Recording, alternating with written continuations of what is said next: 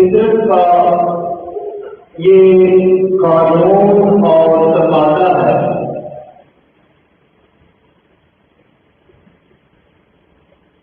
کہ جس جگہ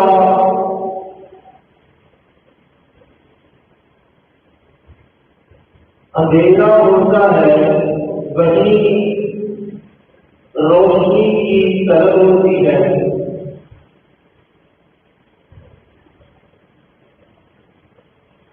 جس جگہ جس زمانے میں یا جس علاقے میں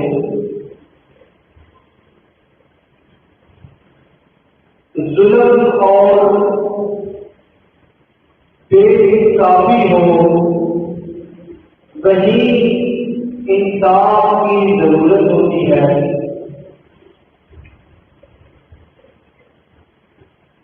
جہاں جتنی پیاس ہو وہاں اتنی ہی پانی کی طلب ہوتی ہے۔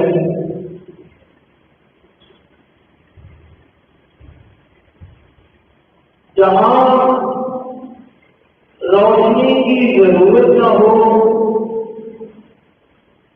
وہاں روشنی کر دی جائے تو اس کا فائدہ کوئی نہیں۔ جہاں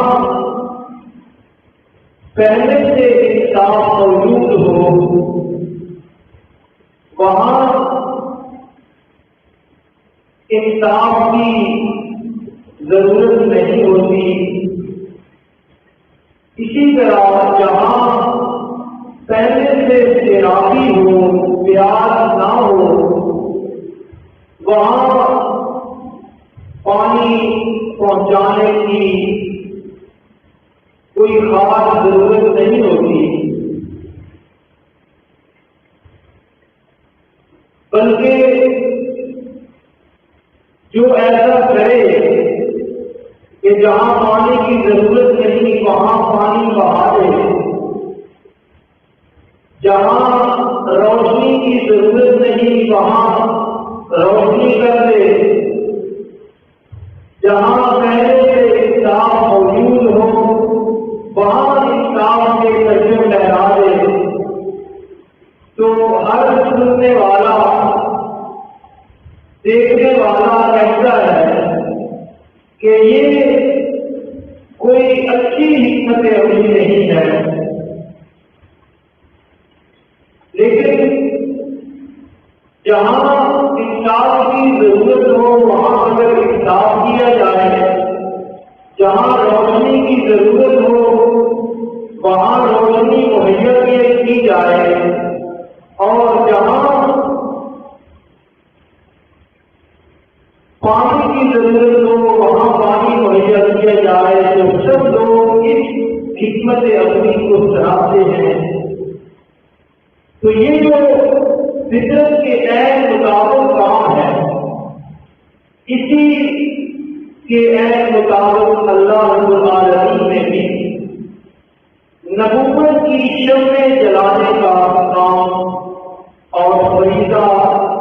ادا فرمایا،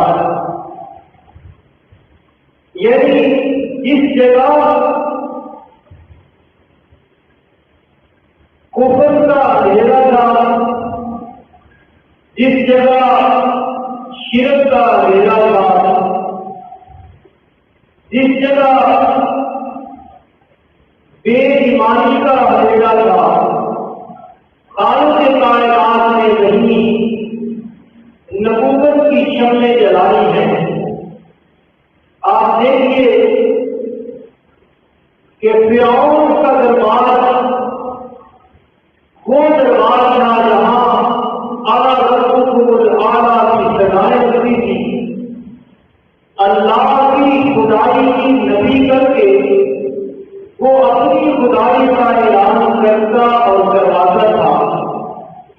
تو اللہ رب العالمین نے اسی فرعون کے گھر پرورش کرا کے کہیں سے حضرت موسیٰ علیہ السلام کے ذریعے نبوت کی شمع روشن فرمائی۔ اسی طرح جن کا تذکرہ ہم تفصیل سے کرنا چاہتے ہیں، حضرت ابراہیم علیہ السلام۔ آپ غور فرمائیں کہ اس بستی میں اور بھی کئی گھر تھے، اور بھی کئی علاقے تھے، وہاں بستیاں تھیں، محلے تھے، شہر تھے، لیکن قدرت کو منظور یہ ہوا کہ حضرت ابراہیم علیہ السلام کو تسلیم کے ذریعے شمع وہاں جلائی جائے، روشنی وہاں کی جائے جہاں سب سے زیادہ اندھیرا ہے، یعنی آخر کا گھر، کہ وہاں سے خود پورے علاقے میں تقسیم ہوتے تھے، اللہ کی خدائی اور وحدانیت کا انکار پڑھایا جاتا تھا، خود تراشے جاتے تھے، خود فروختی کی جاتی تھی۔ تو قربان جائے اللہ کی حکمت پر کہ پروردگار عالم نے کہیں حضرت ابراہیم علیہ السلام کو تصدیق کے ذریعے نبوت کی شمع روشن فرمائی، اور اپنے پیارے آقا حضرت محمد مصطفیٰ احمد مصطفیٰ نبی آخر الزمان فخر قوم و مقام محمد رسول اللہ صلی اللہ علیہ وسلم کا بےعزت والا واقعہ بھی آپ پڑھیے تو وہیں وہاں بھی آپ کو یہی نظر آئے گا کہ جہاں 360 کی عبادت ہو رہی تھی، جو سب سے بڑے شرک کے پروموٹر تھے، شرک کو ترقی دے رہے تھے، اللہ کی وحدانیت کا سب سے زیادہ جہاں انکار کیا جا رہا تھا، اللہ نے نہیں اپنے آخری نبی کو بھیجا اور پیدا کروایا۔ تو یہ اللہ کا قانون ہے، اور فطرت کے مطابق ہے کہ جہاں اندھیرا ہو وہیں روشنی کی جائے تو مزہ آتا ہے، جہاں شرک ہو وہاں اللہ کی وحدانیت کا جذبہ پورے جوش اور جذبے کے ساتھ بجایا جائے تو مزہ آتا ہے، جہاں کفر کی بات ہو رہی ہو وہاں اسلام کے پرچم لہرائے جائے تو مزہ آتا ہے، اور جہاں اللہ کی خدائی اور ربوبیت کا انکار کر کے دوسرے خداؤں کے چرچے کیے جا رہے ہوں وہاں ہم ٹھوک کر اور سینہ تان کر اللہ کی خدائی اور ربوبیت کا تذکرہ کیا جائے تو بات بنتی ہے اور مزہ آتا ہے۔ اور یہ جو کردار ہے، یہ کردار سے جو لوگ بھی ادا کرتے ہیں وہ امن ہو جاتے ہیں، اللہ ان کا تذکرہ قیامت تک باقی رکھتے ہیں۔ چنانچہ حضرت ابراہیم علیہ السلام نے بھی یہ کردار اپنی خوبی سے ادا فرمایا۔ اللہ نے خود شہادت دی کہ کہ جو کردار ہم نے اپنے پیارے خلیل علیہ السلام کے ذمہ لگایا تھا انہوں نے اسے بھرپور انداز سے نبھایا۔ چنانچہ آپ نے جب اعلان نبوت فرمایا تو سب سے پہلے اپنے گھر سے ہی بات شروع کروا، تاکہ کوئی کہنے والا یہ بھی نہ کہے کہ ہمیں کیا سمجھاتے ہو، اپنے گھر کی خبر دو۔ تو قرآن حکیم نے دو جگہ پر اس کا تذکرہ فرمایا ہے، قرآن کا بیان ہی ہمارے لیے کافی ہے، اور اسی میں سب سے بہتر سمجھ اور فہم ہے، چنانچہ اسی سے مثبت روز ہو جائے۔ فرمایا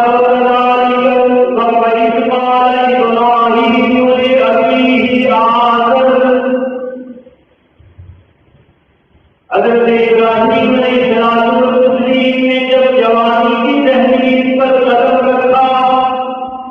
جب نبوت کا کان سر پہ اللہ نے سجا دیا تو جہاں سب سے زیادہ اندھیرا تھا، اللہ کے حکیم نے وہیں سے روشنی کا آغاز کیا، روشنی کا سفر وہیں سے شروع کروایا جہاں سب سے زیادہ اندھیرا تھا، اور وہ کون سی جگہ تھی؟ آزر کا گھر، جہاں خود بنائے بھی جاتے تھے اور خود سکھلائی بھی کیے جاتے تھے۔ روایات میں آتا ہے کہ نبوت سے پہلے آزر نے اتنا مجبور کیا کہ کہ حضرت ابراہیم علیہ السلام کو باقاعدہ بتوں کا ایک ٹوکرا سر پہ اٹھوا کر اس کو مجبور کیا کہ یہ جا کر بیچو اور سزائیں لگاؤ کہ جس سے خود خریدنے ہوں خدا خریدنے ہوں وہ خرید لے۔ چنانچہ حضرت ابراہیم علیہ السلام نے یہ کام بھی کیا ضرورت سے پہلے، یہ روایات میں موجود ہے۔ تو بتوں کی سپلائی گھر سے ہوگی، چنانچہ آپ نے اسی گھر سے اور اسی شخص سے بات شروع کی، فرمایا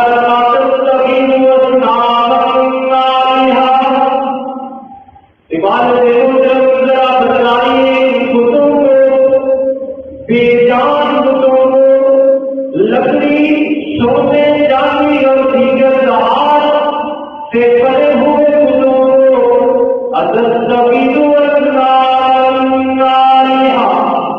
ان کو خدا بنا رکھا ہے تم نے۔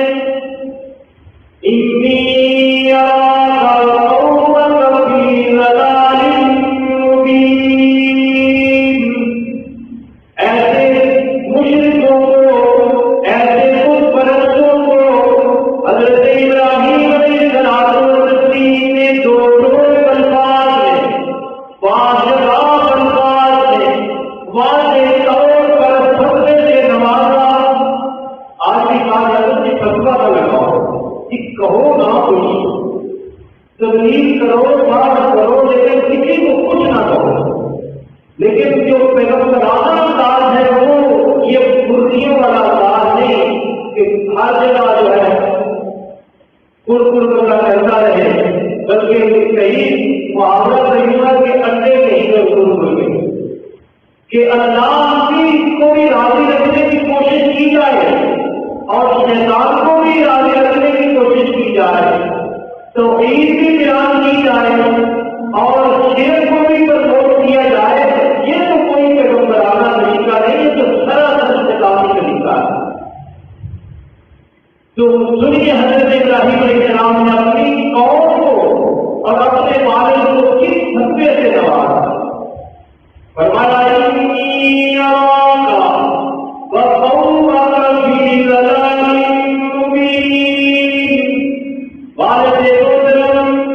والد ہونے کی حیثیت سے ادب قائم ہے، باپ ہونے کی حیثیت سے احترام قائم ہے، لیکن دو لفظوں میں سن لیجیے، آپ بھی اور آپ کی قوم بھی سراسر گمراہ ہے، بالکل گمراہ ہے، 100% گمراہ ہے۔ یہ ان کو بتا کر پھر حضرت ابراہیم علیہ السلام نے ان سے سوال کرنے شروع کیے اور سوال سے سمجھانے کے لیے فرمایا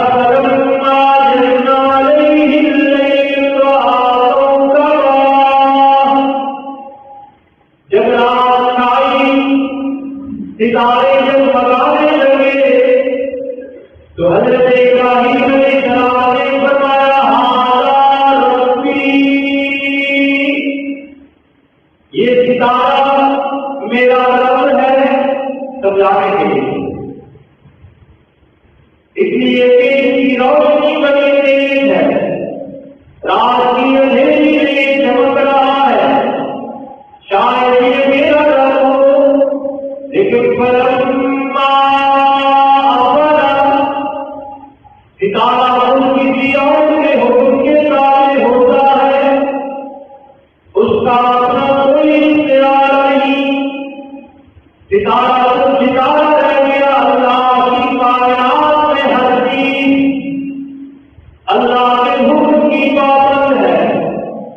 چنانچہ اسی حکم کی پابندی کرتے ہوئے ستارہ بھی اپنے وقت سے روکنا پر شروع ہو گیا۔ تو حضرت ابراہیم علیہ السلام نے فرمایا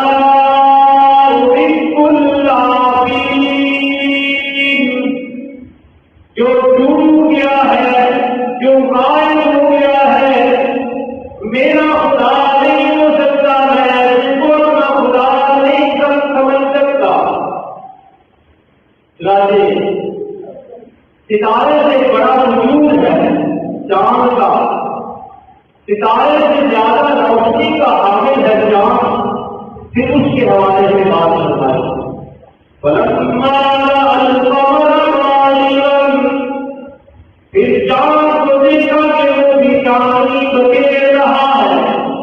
وہ بھی روشنیوں کے ساتھ جلوہ افروز ہے،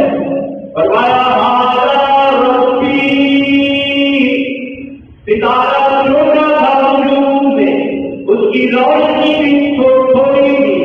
اور وہ ڈوب بھی گیا ہے، اس کا وجود بھی بڑا، اس کی روشنی بھی بڑی سنہری اور دھیمی تھی، ساری کائنات کو اپنی لپیٹنے لیے ہوئے ہیں، اس لیے ہو سکتا ہے ہذا ربی، یہ میرا رب ہو۔ داؤد کے بارے میں بھی کیوں فرمایا، لیکن فلما افلا، جب اللہ کے حکم کے تابع اور پابندی کرتے ہوئے وہ بھی اپنے وقت اترنا پر ڈوب گیا، فرمایا ان لم یهدنی ربی لأکونن من القوم الضالین، اگر میرا اصل سچا صحیح پروردگار اللہ میری ہدایت پر سبق نہ کرتا، مجھے ہدایت والا راستہ نہ سکھاتا، تو میں بھی ہو جاتا گمراہ قوموں میں سے۔ تو اس قوم کو کیا کہا؟ گمراہ قوم۔ اپنی قوم کو کیا کہا؟ گمراہ قوم۔ پیغمبر نہیں بننے سے ڈرتے، فتویٰ ہو دلائل کے مطابق تو لگانا چاہیے۔ یہ جو بات میں نے پہلے لگی کہ ہم نے بخار کیا کچھ نہ کہو گے کچھ نہ کہو، اس سے ہی تو یہ بخار آیا ہے کہ آج شرک اور توحید کو لوگوں نے مٹا کے رکھا، آج سنت اور بدعت میں فرق کرنا مشکل ہو گیا ہے، بلکہ یہ دونوں چیزیں جس طرح پروموٹ کی جا رہی ہیں، اور افسوس یہ ہے کہ ممبر و محراب سے کی جا رہی ہے، تو مجھے بتائیے آنے والی نسل کو کیا پتا چلے گا توحید کیا ہے اور سنت کیا ہے، بدعت کیا ہے؟ اس طرح بدعت کو عروج کیا جا رہا اور جبہ میں دستار کی طرف سے دیا جا رہا، ممبر و محراب کا غلط استعمال کر کے دیا جا رہا ہے۔ آنے والی نسل میں تو کہہ رہے ہمارے باپ دادا ایسے کرتے ہیں، ہو سکتا ہے یہ چیز ہو، تو اس لیے ضرورت اس بات کی ہے کہ فرق قائم رکھا جائے۔ فرق قائم رکھنا یہ نبوت کا امتزاج ہے اور امتزاج ہے، فرق کو مٹانا اور غلط ملک کر کے رکھنا، لڑا کر رکھنا، یہ نبیوں کا کام ہے۔ صاف طور پہ آپ سن رہے ہیں کہ اپنی قوم کو توڑ کر الفاظ میں اللہ کے قریب فرمانے میں تم گمراہ ہو، یہ نہیں کہ ان کی ہدایت کی امید لگا کر ان کو کچھ نہ کہا کہ شاید کبھی سمجھ جائیں گے ہی، نہ سمجھ لیجیے اور کہیں سے بات ہو یا نہ ہو، اللہ کی توفیق سے اور اللہ کی رحمت سے اس ممبر محراب میں یہ بات ضرور ہوگی کہ فرق کرنا ضروری ہے۔ یہ نبیوں کا مزاج ہے اور نبیوں کی شان ہے۔ اسلام اس لیے آیا تھا کہ چیزیں نبی کے صاف طور پہ واضح کرنے کے لیے آیا تھا،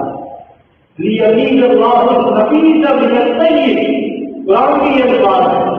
کہ اللہ بھی یہی چاہتے ہیں کہ طیب اور خبیث الگ الگ رہے۔ دوبارہ چار کی بات بھی ہوگی،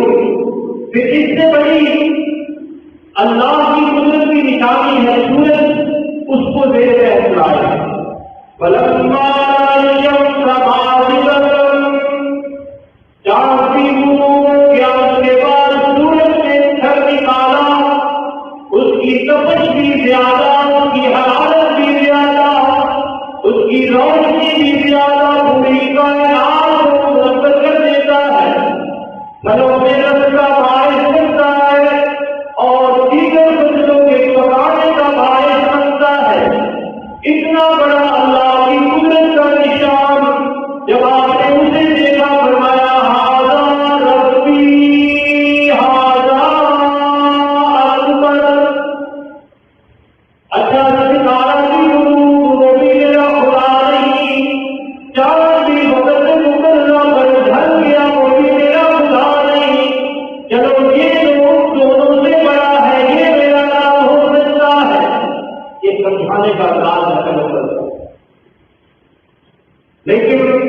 ساری کائنات اللہ کے حکموں کی پابند ہے۔ فلما عقلت، چنانچہ اللہ کے حکموں کی پابندی کرتے ہوئے جب سورج بھی غروب ہو گیا تو حضرت ابراہیم علیہ السلام کا انداز دیکھیے، اور جن حوالوں کی طرف میں، جس زاویہ کی طرف، جس سوچ کی طرف میں توجہ کروا رہا ہوں، وہ بھی مد نظر رہے کام ہے۔ اور وہ کیا ہے؟ آج کی گفتگو کہ فرق ہونا چاہیے، صاف صاف ہونا چاہیے۔ جب سورج بھی شروع ہو گیا تو ذرا سے جملہ سنیے، فرمایا یا قومی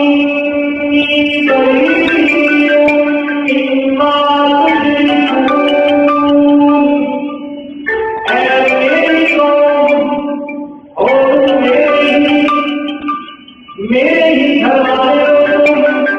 میری ہی بستی والے، لیکن بستی کا تعلق اللہ کی وحدانیت کے بیان میں رکاوٹ نہیں ہے، اور یہ تعلق مجھے اس سطح پر نہیں لائے گا کہ میں تمیز نہ کروں، وضاحت نہ کروں، فرق نہ کروں، بلکہ صاف فرمایا انی بری، میں بری ہوں، میں بیدار ہوں، میں لا تعلق ہوں، میرا تمہارا کوئی تعلق نہیں، بلکہ کون کے ساتھ نہیں فرمایا، فرمایا تمہارے شرک کے ساتھ میرا کوئی تعلق نہیں۔ تو پیغمبر کیا کر رہے ہیں؟ جناب بات کو کہ سمجھ نہ آئے توحید کیا ہے، شرک کیا ہے، پورا پیار سنیے جب و دستار سے، اور پوری تقریر سننی چاہیے ممبر و احرام کے آج کل سمجھ نہیں آئے گا آپ کو توحید کیا ہے، شرک کیا ہے، اور سنت کیا ہے، بدعت کیا ہے، بلکہ اس کی کوشش یہ ہے کہ ایسا انداز اختیار کیا جائے کہ شرک کو لوگ توحید سمجھیں، ایسا انداز اختیار کیا جائے کہ بدعت کو لوگ سنت اور دین کا حصہ سمجھیں۔ تو میرے دوستوں، میں نے کیا کہ اور کہیں ہو یا نہ ہو، اللہ کی توفیق اور رحمت سے یہاں سے آپ کو یہ بات ملے گی کہ شرک کا اور توحید کا کوئی حصہ نہیں ہے، بدعت دین کا حصہ نہیں ہے، بالکل بھی۔ جتنا مرضی معزز بندہ ہو کرنے والا، وہ بھی دین کا حصہ نہیں، جتنی بڑی اس کی داڑھی ہو لیکن وہ بدعت کر رہا ہو، دین کا حصہ نہیں ہے، جتنے بڑے مکتبہ ذکر کا وہ نمائندہ ہو، بدعت کر رہا ہے، پھر بھی وہ دین نہیں ہے۔ قرآن حکیم میں دوسری جگہ پر اس سے بھی زیادہ بات بول کر اللہ نے بیان فرمائی ہے، اس کا بھی ترجمہ سن لیجیے، اور یہ دیکھ رہے کہ حضرت ابراہیم علیہ السلام یہ پہلی گفتگو ہے جو اپنے والد سے کر رہے ہیں، اور وہاں روشنی کر رہے ہیں جو جہاں سب سے زیادہ اندھیرا تھا، جہاں سب سے زیادہ ضرورت تھی۔ یہ 16واں پارہ، پہلا 7واں پارہ تھا۔ فرمایا وَرَسُولٍ بِالْكِتَابِ إِبْرَاهِيمَ، میرے محبوب مکرم جو میرے لیے قربانیاں دیتے ہیں ان کو عمل کرتا ہوں، لوگ ان کو مارتے ہیں میں عمل کرتا ہوں۔ یہ عمل جو ہے یہ ہندی کا لفظ ہے، اردو میں استعمال ہوتا ہے، اس کا مطلب یہ ہوتا ہے یہ جو الف ہے نا، الف شروع میں، یہ نبی کے لیے ہندی استعمال کرتے ہیں، مطلب 48 کس کو کہتے ہیں؟ جو نہ چلے، جو چلے گا۔ یہ کشمیر کے بارے میں آپ لفظ سنتے ہیں ہمارا اصول کا ہے، یہ بھی اصول کا الف جو ہے یہ مطلب کہ نہ ٹوٹنے والا۔ اسی طرح عمل کا لفظ بھی یہ ہے کہ جو نہ مرے، نہ مرنے والا۔ دشمن یہ سمجھتا ہے کہ میں اللہ کی وحدانیت کا اعلان کرنے والی آواز کو دبا رہا ہوں، اسے دنیا سے مٹا رہا ہوں، لیکن خالق کائنات فرماتے ہیں جو میرے لیے مرتا ہے میں اسے عمل کرتا ہوں۔ اس لیے اپنے پیارے محبوب کو فرمایا میرے محبوب وَرَسُولٍ بِالْكِتَابِ إِبْرَاهِيمَ، حضرت ابراہیم اصلاح و تشریح کو مٹانے والوں نے یہی سوچا ہوگا کہ آپ کا تذکرہ ختم ہو جائے گا، لیکن میرے محبوب آپ قرآن میں ان کا تذکرہ کیجیے اور قیامت تک برقرار رکھیے۔ وہ کیا تھا؟ فرمایا انہ کان صدیقا نبیا، میرے میں خلیل حضرت ابراہیم سچے بھی تھے اور اللہ کے نبی بھی تھے، اور نبوت کا تبلیغ کا ساتھ پھر اسی پر نظر رہے، اس پہلو پر خاص متوجہ کروا رہا ہوں، اسی پہ نظر رہے کہ دو لوگ ہوں، واقعات ہو اور پتہ چلے کہ توحید کیا ہے، شرک کیا ہے۔ یہ نہیں پورا 1.5 گھنٹے کا بیان ہو اور پتہ ہی نہ چلے۔ اس طرح کی تبلیغ نبوت کی تبلیغ نہیں ہے، یہ نبوی انداز نہیں، قرآنی انداز نہیں۔ ذرا سنیے، فرمایا اذ قال لأبيه يا أبت لم تعبد ما لا يسمع، والد محترم کا ادب و احترام قائل رکھ کے پوچھا، میرے والد محترم لم تعبد ما لا يسمع، ایسے خداؤں کی عبادت اور پوجا پاٹ کیوں کرتے ہو؟ ما لا يسمع، جو سنتے ہیں، ترجمہ ٹھیک ہو گیا؟ ما لا يسمع، ایسے خداؤں کی پوجا کیوں کرتے ہو جو سنتے نہیں؟ ایک الزام یہ بھی ہم پر ہے کہ یہ سننے نہ سننے کا کی بحث نہیں ہونی چاہیے۔ ایک الزام ہے ہم پر کہ جس بڑے اچھے طریقے سے چل رہا تھا سلسلہ، پھر 1957 آیا تو وہاں انہوں نے کہہ کہ سننے نہ سننے، یہ مردوں کے سننے کی بات ہوتی ہے۔ یہ حضرت ابراہیم علیہ السلام 1957 میں بات کر رہے ہیں۔ فرمایا لم تعبد ما لا يسمع، اور ایک بات اور کہتے ہیں اس کو چھوڑ دو، یہ ہر وقت یہ بات کہ سنتے ہیں نہیں سنتے، اس کی اتنی اہمیت نہیں ہے۔ حضرت ابراہیم پہلے بات کیا کر رہے ہیں؟ پہلا سوال کیا کیا کہ ما لا يسمع، پیغمبر کی نظر میں تو ہے اہمیت کہ، اور وجہ اصل میں کیا ہے؟ وجہ یہ کہ جو پوچھتا ہے وہ سمجھتا ہے کہ میری آرزو، میری التجا میرے معبود کے کان میں پڑ رہی ہے، اور کان میں پڑے گی تو پھر وہ اس کا حل بھی نکالے گا۔ آپ اس اسپیکر کو کہیں کہ کچھ کونے میں چلا جائے، اس سے جانا ہے، لیکن آپ کسی بندے کو کہیں کہ بھائی اس شخص میں چلے جاؤ، تو اس سے چلے جانا ہے۔ جس نے سننا ہے اس نے عمل کرنا ہے۔